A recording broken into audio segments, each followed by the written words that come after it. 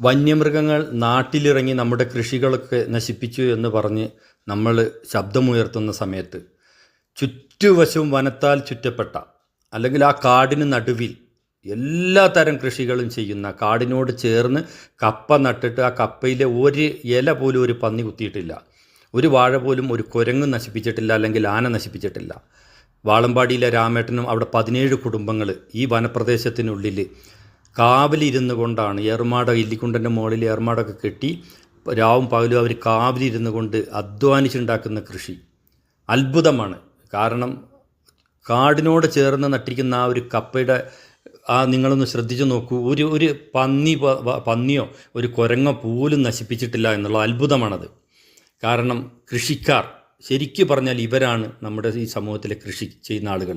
കാരണം കാടിന് നടുവിൽ എങ്ങനെ കൃഷി ചെയ്യാമെന്ന് നമ്മൾക്ക് പഠിപ്പിച്ചു തരുന്ന കുറച്ച് മനുഷ്യരാണ് ഇവർ.